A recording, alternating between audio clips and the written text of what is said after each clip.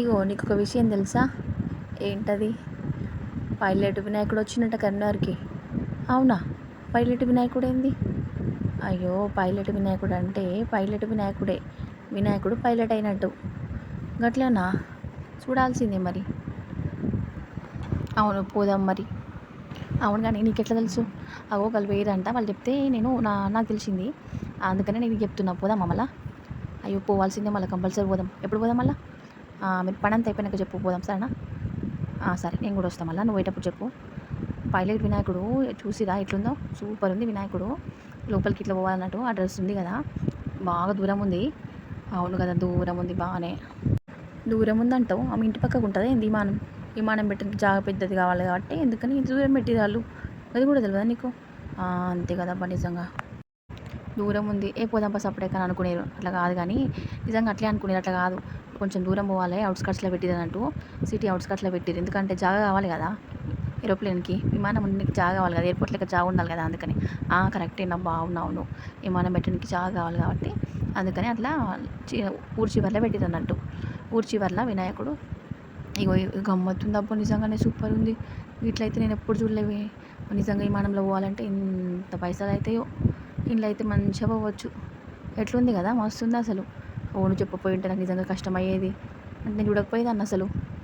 నువ్వు మంచిగా చెప్పినావు. నిజంగా మనం వచ్చింది మంచిగా అయింది. మనం విమానం ఎక్కినాం.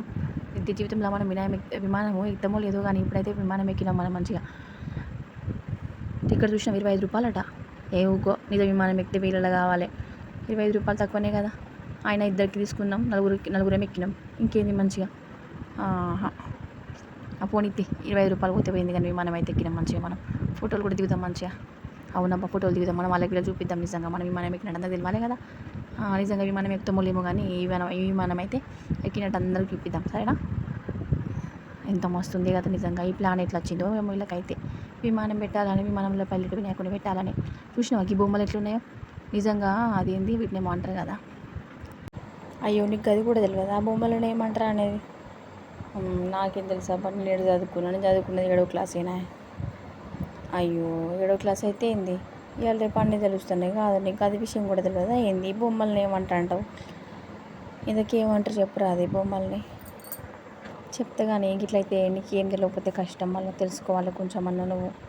ఇప్పటి నుంచి నేను చెప్తాను, నేర్చుకో. సరేనా? ఏమంటారు ఏంది, ఎయిర్ హాస్టెస్ అంటారు వాళ్ళని. గట్ల ఎయిర్ హాస్టెస్ కూడా పెట్టిరమ్మా దండం పెడుతున్నట్టు. మళ్ళా ఏరోప్లేన్ ఎక్కినాక దండం పెట్టరా? అందుకని ఎయిర్ హాస్టెస్ పెట్టి దండం పెడుతున్నట్టు పెట్టిరు. ఏరోప్లేన్ పెట్టిరు, పైలట్ వినాయకుడిని పెట్టిరు, ఎయిర్ హాస్టెస్ పెట్టారండి ముచ్చట కానీ. అవును, నిజంగానే ఇవన్నీ పెట్టిరు. మళ్ళీ కుర్చీలు కూడా వేసిరు, టికెట్లు కూడా పెట్టిరు సేమ్ విమానం లెక్కనే. ఊకో విమానం పెట్టినప్పుడు ఇవన్నీ లోక పెద్ద లెక్కన. అంత పెద్ద విమానమే పెట్టిరు, ఇక టికెట్లు పెట్టారు, కుర్చీలు పెట్టారు. మరి కింద కూర్చుంటారా ఏంది విమానంలో? అందుకని ఇవన్నీ పెట్టిరు. అవును, నిజమే ఉండొచ్చు నిజంగా. ఈ బొమ్మ దగ్గర ఫోటో దిగుతాం పదా. చూసినావా ముసలోళ్ళు కూడా ఫోటో ఎట్లా దిగుతున్నారు? అవును, నిజమే. ముసలోళ్ళు దిగినప్పుడు మనం దిగొద్దాం అలా. మనం కూడా దిగుదాం.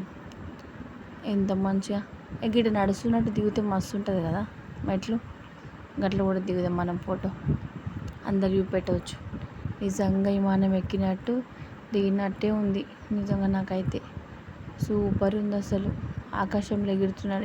ఒకటి ఎగిరినట్టు ఉంటే బాగుండు కదా. ఈ బొమ్మ విమానం ఎక్కువ అంటే ఇంక ఎగిరినట్టు ఉండాలా నీకు? నిజంగా విమానం ఎక్కితే ఎగిరినట్టు ఉంటుంది. ఇది బొమ్మ విమానమేనా ఎగిరినట్టు ఉంటుందా? ఏం మాట్లాడతావు ఏమో నువ్వైతే నిజంగా. కానీ నీకు విమానం పేరు తెలుసా? మూషక్ విమానం అంట. మస్తు ఉంది కదా పేరు.